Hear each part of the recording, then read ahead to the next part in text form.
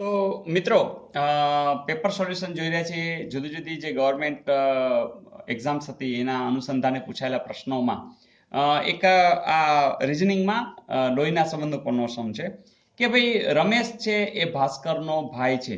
મિત્રો તમને આખું બધું મેં સમજાવેલું છે કે તમારે કેવી રીતે બનાવવાનું છે કે જો રમેશ તો તમે એને ચોરસમાં બતાવશો. ભાસ્કરનો ભાઈ છે તો અહીંયા તમે ભાસ્કર બતાવ્યો છે એ પણ ચોરસ કારણ કે ભાઈ છે. પછી શ્રુતિ રમેશની બેન છે તો શ્રુતિને તમે રાઉન્ડ કરશો અને એક જ લાઈનમાં કારણ કે ભાઈ બેન છે બધા તો એ રીતે. પછી પ્રજ્ઞેશ સ્મિતાનો ભાઈ છે. ચલો આ પ્રજ્ઞેશ છે એ કોનો હતો કે સ્મિતાનો ભાઈ છે તો સ્મિતા પણ આપણે દોરીએ છીએ એટલે આ ભાઈ બેન થયા. પછી અને સ્મિતા ભાસ્કરની પુત્રી છે. ચલો આપણે નીચે આવી જ ગયા. ચલો આ ભાસ્કરની પુત્રી છે. તો પ્રજ્ઞેશના કાકા તો આ રહ્યા પ્રજ્ઞેશ તો સ્વાભાવિક છે કે આ ભાઈ બેન છે તો આ પ્રજ્ઞેશના પપ્પા પણ ભાસ્કરભાઈ થશે. અને પપ્પાના ભાઈ હવે એક અહીંયા સંદર્ભ એવો છે ચોક્કસ કહી શકાય નહીં એવું કીધું છે ને એટલે નહીં તો તમે જવાબ લખી નાખત રમેશ. અહીંયા આપણે જે ભાષા ગુજરાતી ભાષા છે એમાં બહુ સ્પષ્ટ છે કે જ્યારે એનો ભાઈ જો નાનો હોય તો આપણે એને કાકા કહીએ છીએ અને જો મોટા હોય તો એના માટે અદા ભાઈજી મોટા બાપુ જે કંઈ એવા શબ્દો છે તો અહીંયા આપણે એવું કહી શકીએ કે ચોક્કસ કહી શકાય નહીં. જો એવું કીધું હોત કે ભાસ્કરભાઈના નાના બ્રધર છે તો આપણે ચોક્કસ કહી શકત કે એ રમેશ જવાબ આવે છે. તો એકચ્યુઅલી તો રમેશ જ જવાબ છે પણ અહીંયા આપણે ચોક્કસ એટલે કહી શકતા નથી કે આની અંદર આપણા આગળ જુદા જુદા નામ છે હે ને કાકા અદા બરાબર તો આવા જ્યારે નામ છે ત્યારે એ આપણે કહી શકીએ નહીં. અંગ્રેજી હોત તો વાત જુદી હતી અંકલ કહી દેત તો એ ચાલે. Is it okay? તો આટલી સ્પષ્ટતા સાથે તમે હવે કામ કરી શકશો.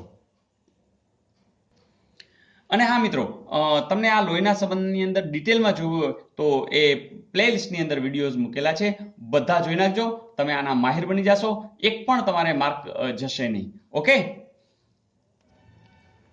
ને મિત્રો આ સમ તો તમે હવે શ્યોર થઈ ગયા છો કારણ કે સ્પીડમાં જો વધી રહી છે 6 માંથી 13 થયા 13 માંથી 28 થઈ ગયા 28 માંથી 59 થઈ ગયા એટલે કે તમે આવું વિચારી શકો કે 6 હોય તો 6 ના ડબલ શું થાય તો કે 12 12 માં 13 માં શું છે તો કે 1 વધ્યા.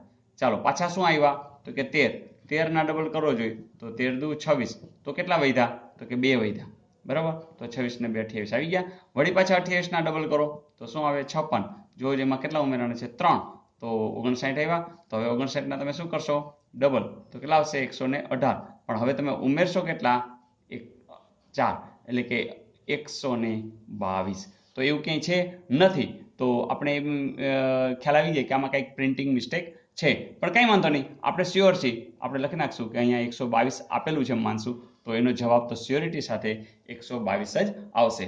Is it okay?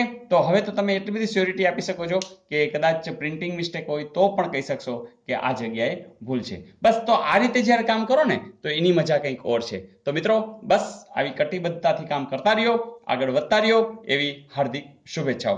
All the best.